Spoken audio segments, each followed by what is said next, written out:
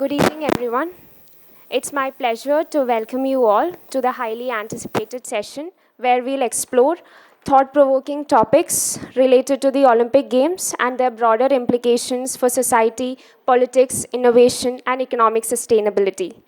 As the Olympics have evolved over centuries, they've become more than just a sporting event.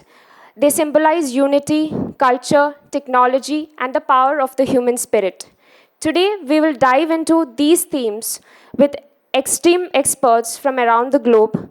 I'll be moderating these sessions. I'm Anupama Anand, and in this session, I encourage you all for active engagement during the discussion and Q&A.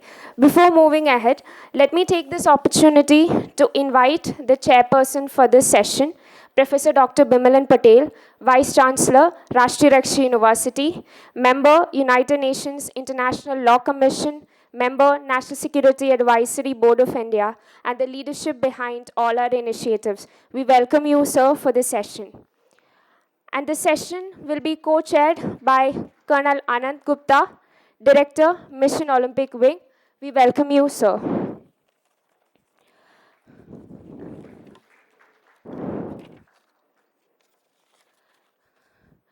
So we are starting the first presentation. And the first presentation is on a very fascinating topic, Munich and Seoul Olympic Games, politics and sport in divided nations. Today, we'll explore how the 1972 Munich Olympics and the 1988 Seoul Olympics shaped national identities and diplomatic strategies in Cold War era Germany and Korea. Guiding us through this compelling narrative is Mr. Yoonkyu Song, a distinguished scholar from the Willibald Gebhardt Institut, Germany. Mr. Song, the stage is all yours, and we look forward to your session. Please, sir.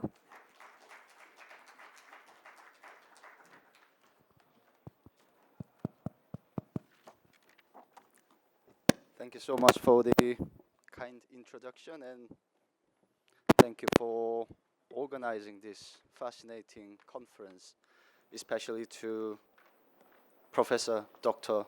Chaware and Vice Chancellor Dr. Bimalan Patel. And as I have been introduced, our institute in Münster is one of the only two Olympic research and studies centers in Germany and one of the earliest members of this OSRC's network. And today, I would like to share the experience of political challenges and achievements about these two significant Olympic Games. And since I have to finish it into 10 hours, so further discussions and questions are always welcomed on and off the stage.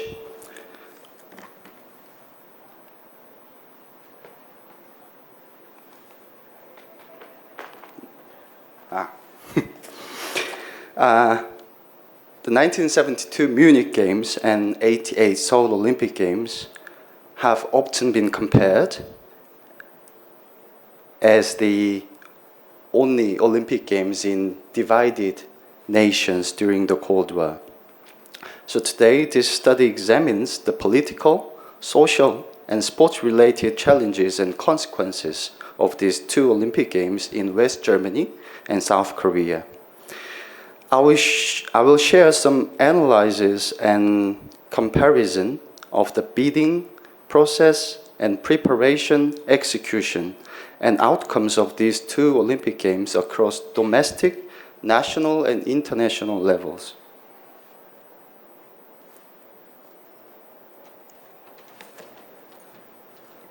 Yeah. So these two countries have often been compared as representative case of political conflict in Europe and East Asia during the Cold War in 1960s and 1970s until the end of 1980s. However, this comparison reveals significant differences in their perceptions and attitudes toward historical legacy and its preservation. These differences were key factors that influenced the development of their respective sports systems.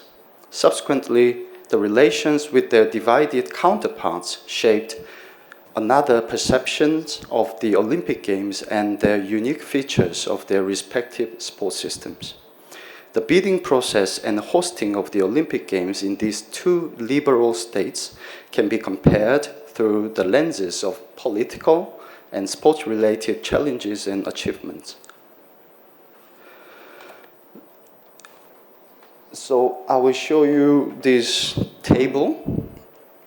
In the case of West Germany, domestically a symbolic event was needed for post-war national reconstruction and economic recovery. At the national level, it was crucial to establish a system superior to that of their counterpart, East Germany. And they need to showcase this superiority to East German people and the world. Additionally, it was also important to rebuild the trustship with their neighboring countries in Europe, particularly the countries that most affected by the 2 times of war, without provoking them. And internationally, from the peak of the Cold War, a growing atmosphere of détente was emerging, raising expectations for a peaceful Olympic Games.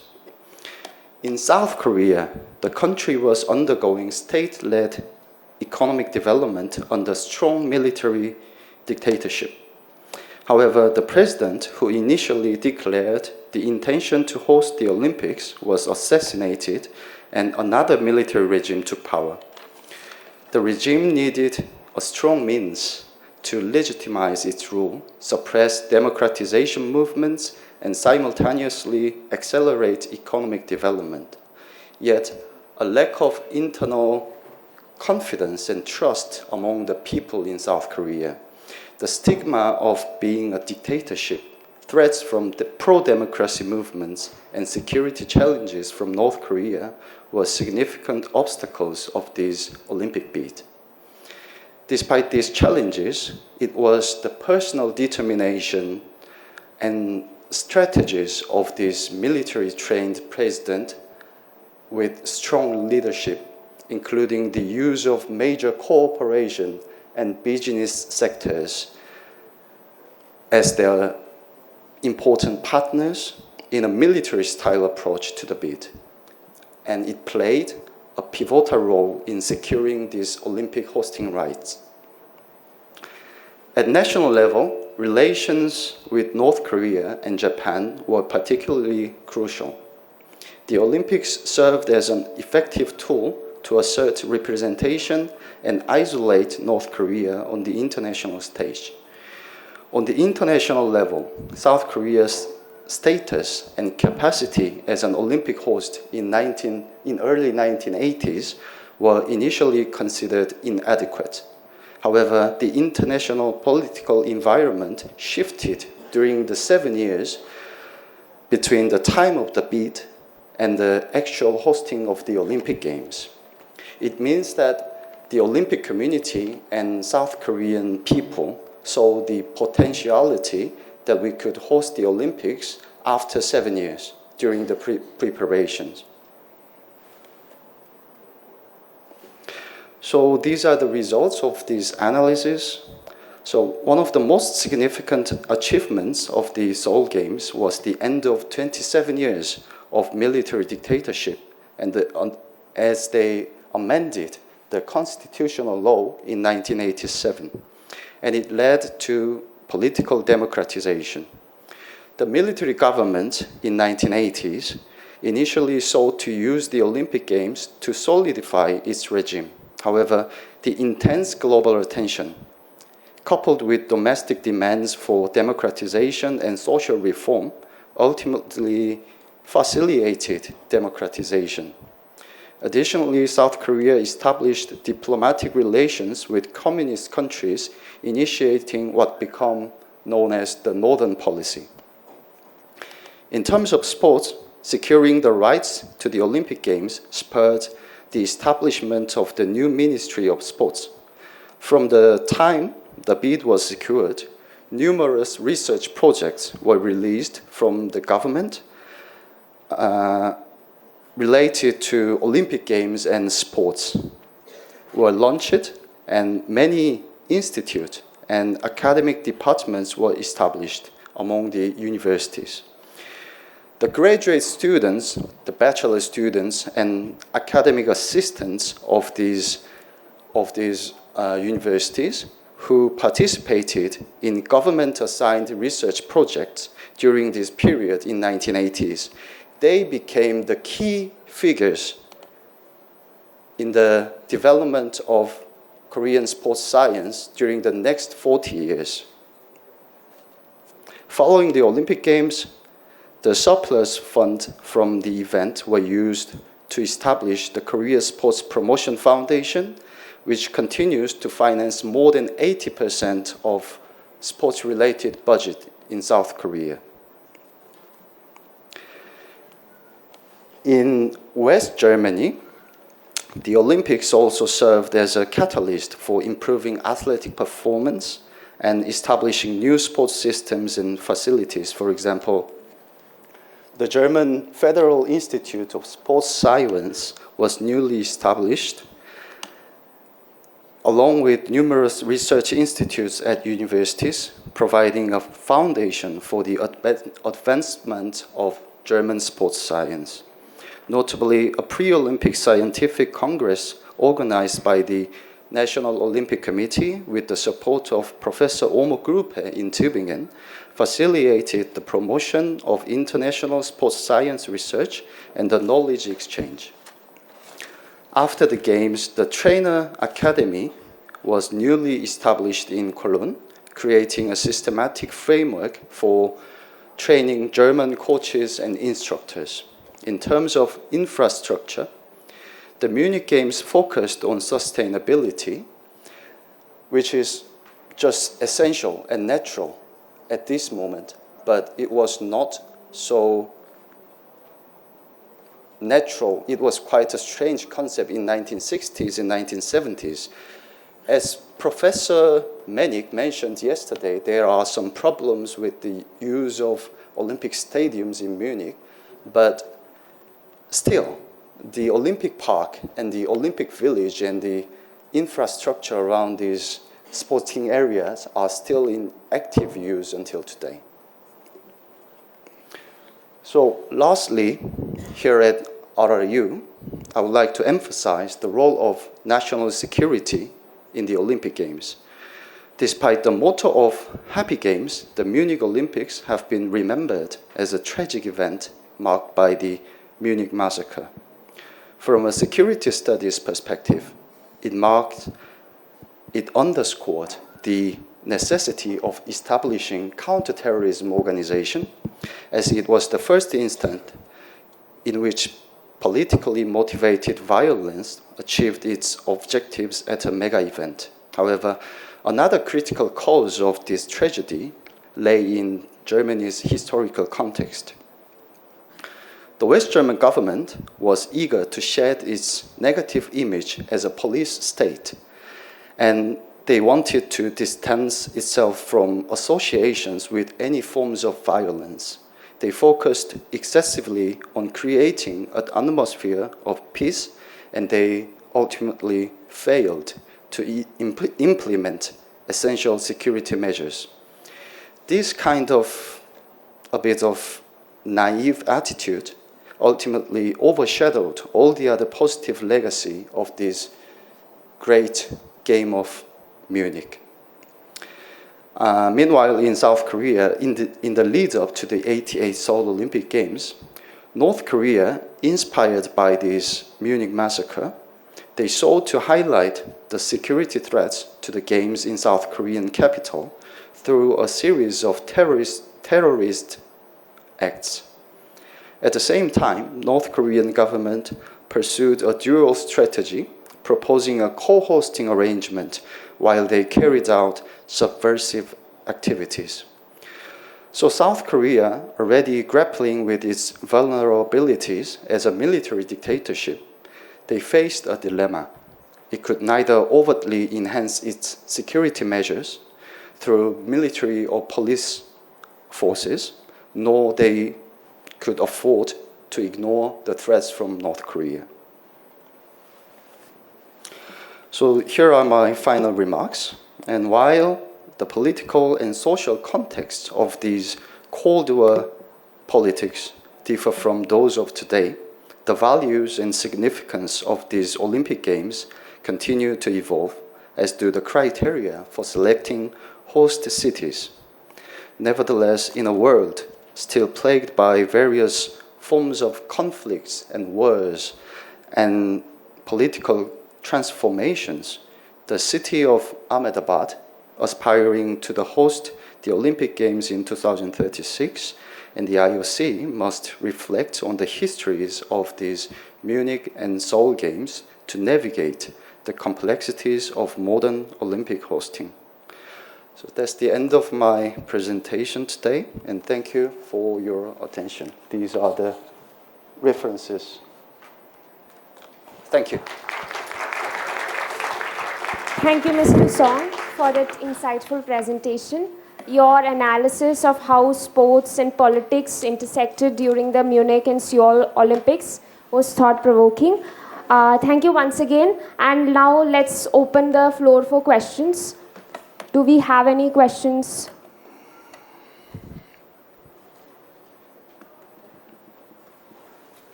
Hi, Mr. Song. I think you mentioned a name in the person by the name Chung Ju Young, who is part of the Hyundai Group as a key figure for the Seoul 88. What was his contribution, if you could mention? Actually, Mr. Ju Young-chang is the founder and the leader of Hyundai Group. As you know, Hyundai is famous for the auto car. And at that time, they were quite famous in every sector of Korean business. And he acted as a chief organizer for bidding committee in Baden-Baden in 1981. And he himself flew to Germany, and he organized every personal contacts with IOC members and personal friendship and personal network. He built everything for that.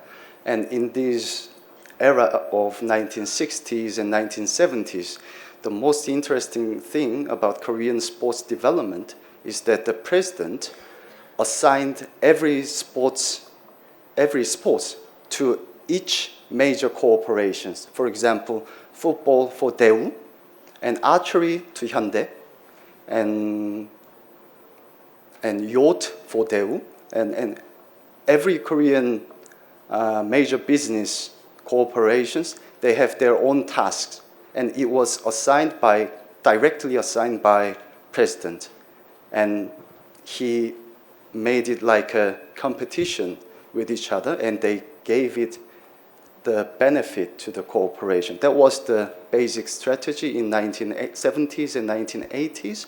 And in terms of sports performance, it worked. And now, still, it has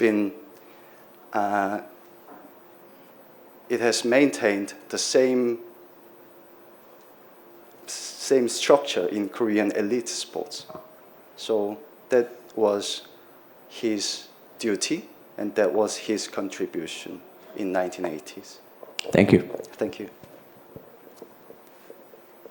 Do we have any more questions for Mr. Song?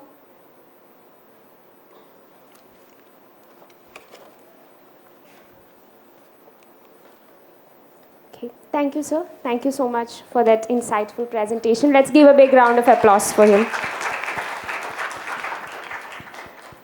Today we are diving into another insightful piece of research which will be presented by Dr. Urvi Khasnis on the need for a context-specific coaching system for India. Dr. Khasnis, the stage is all yours, and we are very much looking forward to hearing from you.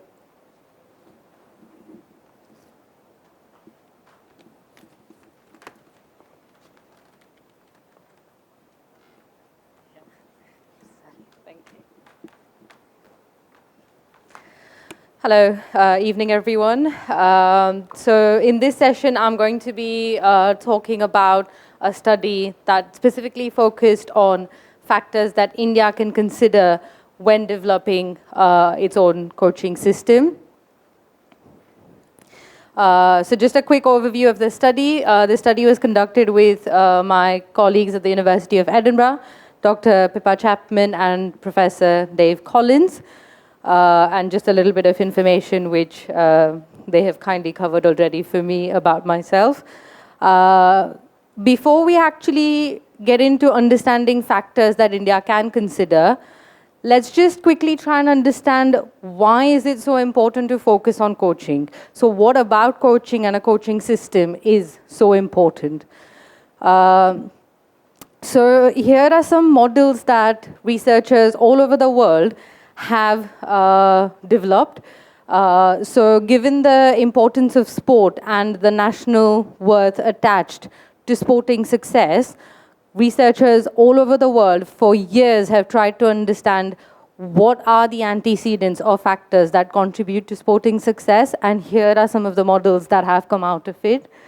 And obviously, as we all know, there are perceptions about what factors contribute to India's performance, but also factors that might be limiting India's performance at the international level. But what me and my colleagues were interested in was we were very interested in understanding the people that are involved in sport at all levels, athletes, coaches, government officials, and administrators, all of them. What do they think India might be lacking, and what are their perceptions of the Indian sporting system, the current system? So what we did was we interviewed 25 key stakeholders in the Indian sporting field and compared what factors came out from those interviews with the Green and Oakley model, which I just presented on the screen. And one of the key conclusions that came out of this was the fact that India needs to focus on liveware, specifically coaches, which is in line with what the models have also stated. So therefore, what we did was we then interviewed another set of 13 participants, again, key stakeholders involved in high-performance sport. And this time, we specifically focused on the Indian coaching system. And these were the key conclusions that came out of that study, starting off with foreign coaches. So we all know that India hires a lot of foreign coaches at the moment to train its athletes. And as much as the participants highlighted that there are advantages of having foreign coaches, specifically the knowledge about sports science that they bring in, participants also highlighted quite a few key disadvantages of hiring foreign coaches, specifically the financial limitations and implications, as well as cultural sensitivity and appropriateness. But also, more importantly, what participants very strongly emphasized was the current role that foreign coaches play in India. And we'll get to what they actually had to say about that in a minute. The second conclusion was a need to reconsider what good coaching looks like, with participants emphasizing the need of conditionality within coaching. So focusing on the why principle rather than just what the coaches should be doing. And finally, participants highlighted that India needs to look at sporting powers, needs to learn from what they have done and try and avoid some of the pitfalls that they might have gone through themselves in trying to get better and develop as sporting powers. So now, obviously, these conclusions, what are the implications for India? So when India is trying to work on a coaching model, what can India incorporate and look at? So this hardware versus liveware debate is actually, interestingly, not just a debate that's specific to India. Countries like the UK have been criticized quite heavily for focusing on just hardware or focusing more on hardware than other factors, especially after the 2012 Olympics. Now, when we come to liveware, what participants had to say in terms of the role of the foreign coaches was that obviously at the moment we hire foreign coaches mainly to train athletes. But what participants said was Why don't we change that to getting foreign coaches to train our coaches? So get the expertise, and rather than the foreign coach coming in and training 20 athletes, why don't we get them to train 20 coaches? And then those 20 coaches can disseminate that knowledge to a much larger pool and develop a much larger and stronger pool of athletes. Some of the examples done on this, so China did a similar thing wherein they brought in foreign coaches but worked in collaboration with them in basketball. And actually this train-the-trainer approach, as highlighted by one of the participants we interviewed, they did use it in their sport in India, and they felt that the impact it had on developing their sport has been phenomenal. So it has worked, and it does have the potential to overcome some of the limitations. So for example, making coaching more attractive for the Indian population, the financial implications of hiring foreign coaches who you might need to pay more, which again was highlighted by participants, and that discrepancy having a negative impact on Indian coaching system. And also Indian coaches will be much better able to understand the Indian cultures and the Indian system for them to then have a greater impact as opposed to a foreign coach. This, however, linked into a very key concept that's very popularly researched now, which is expertise-based approach. So what participants highlighted was, it obviously, given that coaching occurs in a very dynamic and complex environment, it is difficult to transfer all the experience from one coach to another. But what we can do is adopt this expertise-based approach to coaching, which essentially focuses on not just equipping coaches with skills and competencies, but actually focusing on, why am I applying this particular strategy in this particular situation? So it's this, it depends on the context coaching that will be very important, and it actually goes in line with some of the things that have been said when we were talking about what can India learn from other countries in terms of the bid. And some of the guest speakers have highlighted that it depends on what India needs and our context. So it applies, that's the same principle that applies to coaching as well, that we really need to understand, why am I doing this as opposed to that within coaching as well. And that is what will help develop better quality coaches and homegrown coaches as well.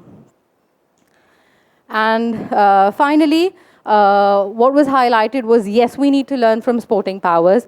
Yes, we need to learn from other countries as to what they did and what worked for them. But actually, India has a lot of sports that we are doing really well in. So why not learn from within? Why not look at what they are doing? Because as per the systems or systemic changes within countries will be much easier to transfer as opposed to adopting something from a country that has a completely different composition to ours.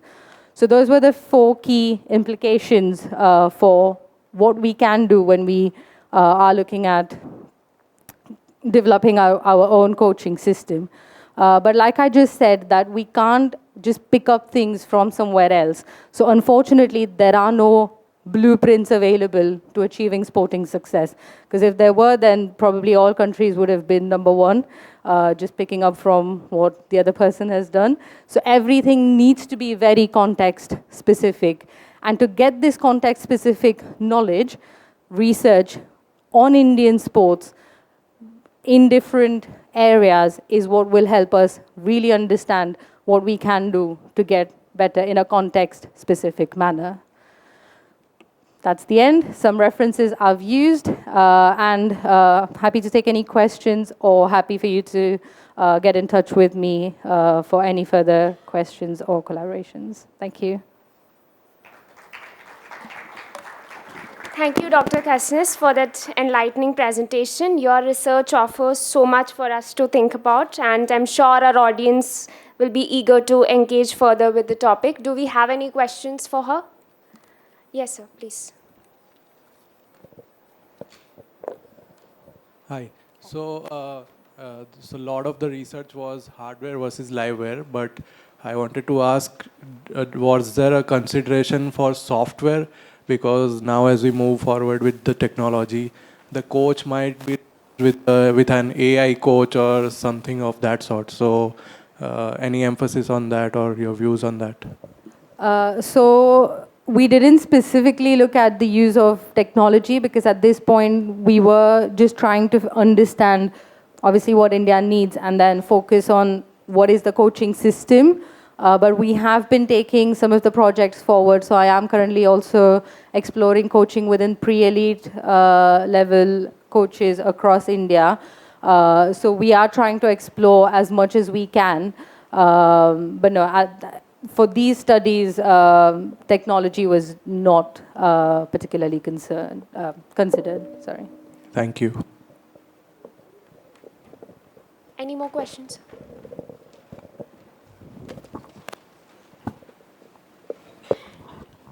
So yeah. So does an elite level coach needs to be an elite level athlete of his time as well? What are your views on this particular statement? I personally do disagree with the fact that an elite coach has to be an elite athlete. And my participants also actually ended up saying the same thing. But what they did emphasize was they definitely, whoever is coaching needs to have an understanding of what it takes to get there. So having that understanding of it's not just get my athlete to do 6 hours of training and that's going to get him to become an elite athlete. But it's about understanding, okay, what are the sports science factors that go in? What is the broader environment that goes in? So it's about understanding what it takes to get there, but not necessarily having experienced being there themselves. And actually it also links into the point that as an athlete, we only see what our coaches give us. We don't see the behind the scenes of what they actually do when they plan our sessions or any other factors that they consider. So if I am an athlete and now I start coaching, not in all cases obviously, but what could happen is I just do what was done to me in a way. So my coach did this, therefore I'm going to do this. So actually focusing more on educating and developing coaches that understand the science of education and the pedagogy of teaching somebody, that is what I would say is more important. Hi. Hi. I think before shifting to Scotland, you were in Pune. Yes, Yeah. yes. So you must have gone through the Indian coaching system, and you must have you have studied the Scotland and London's system also. So what kind of difference you have feel between the two coaching systems? Because coaches plays a vital role in the athletes development program, and coaches motivation, their financial status, their knowledge, their guiding, so everything is matters a lot. So what do you feel that the Indian coaches compared to the other countries' coaches? So firstly, I will definitely say this, that I have observed very many things that are similar between coaches here and in the UK at least. And actually coming back to the earlier question, I have also seen coaches in the UK that are very much against sports sciences or don't have enough knowledge about it. So it's not that every single coach in the UK is world class. But what I have definitely observed is coaches open to sort of adopting a expertise-based approach, for example. So my company, we actually also, along with psychology support, give coach education and development. So a lot of our work has been with coaches there, trying to incorporate this expertise-based approach, which hasn't been there since coaching began. It's a relatively newer area of research, but the openness to understanding that and the openness to applying that and the openness to going through qualifications and continuous professional development. That is one thing I have definitely observed in the UK. Not saying I've not observed that in India, but definitely that is one positive in the UK for sure. Hello. Hello. May I understand that in your course of research, did you also analyze the key factors that differentiate the coaching methodology being adopted by the foreign coaches and the methodology adopted by the Indian coaches?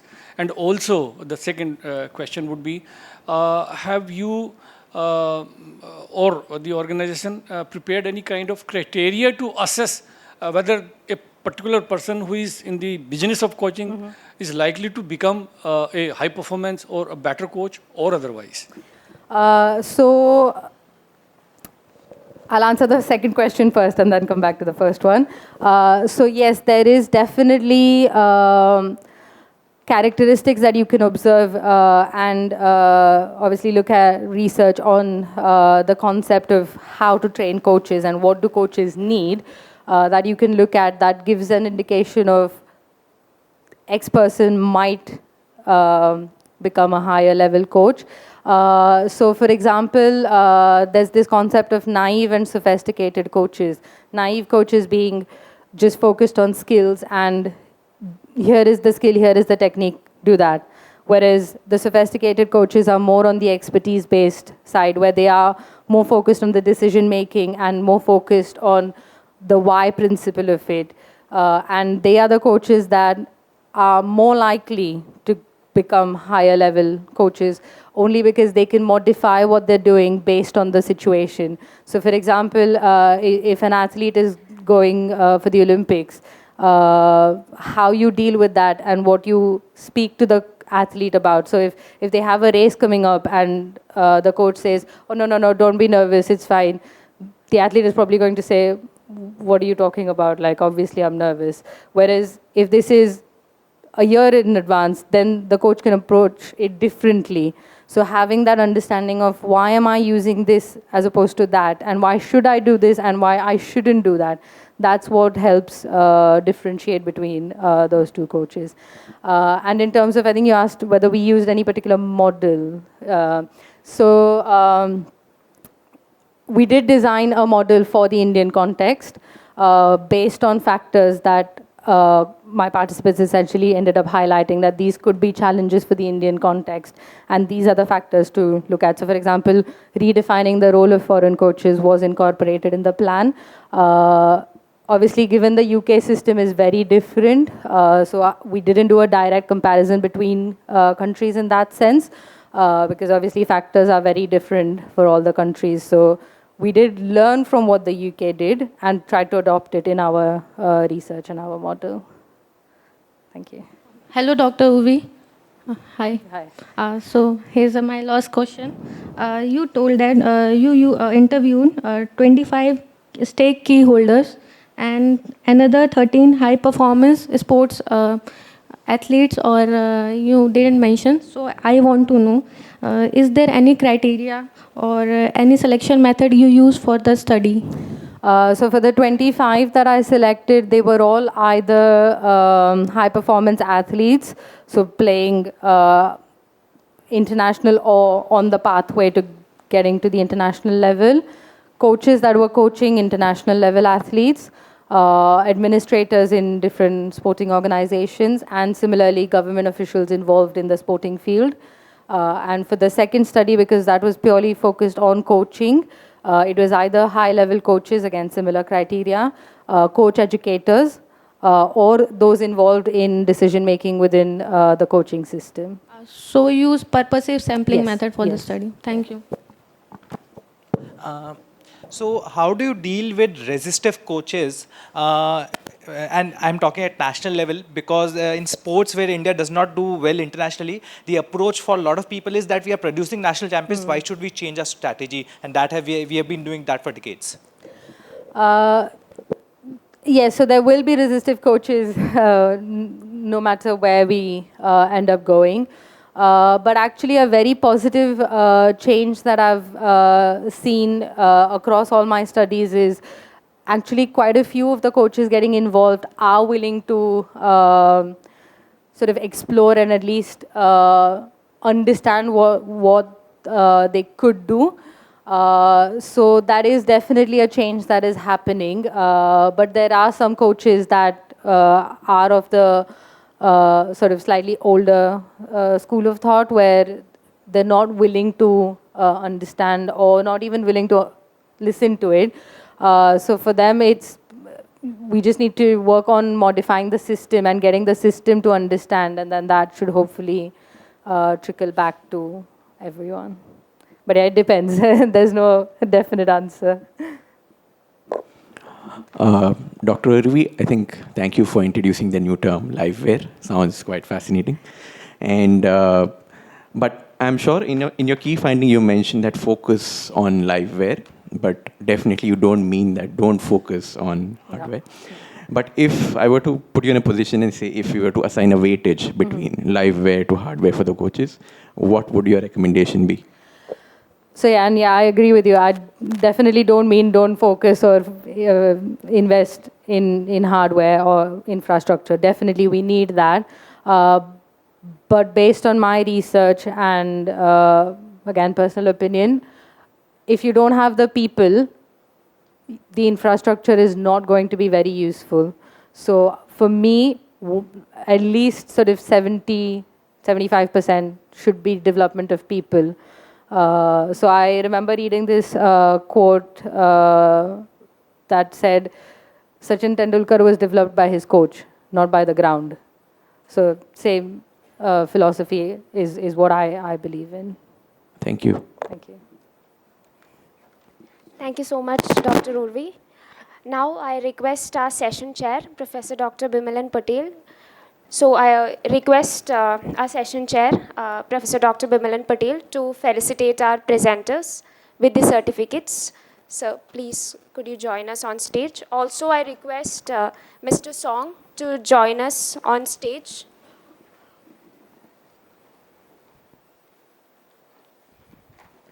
So I also request our co-chair,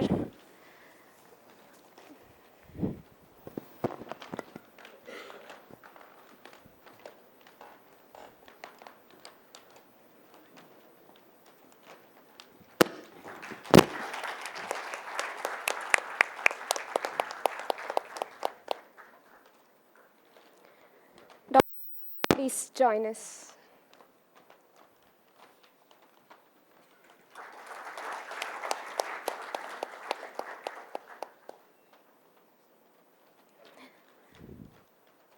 Thank you so much, sir.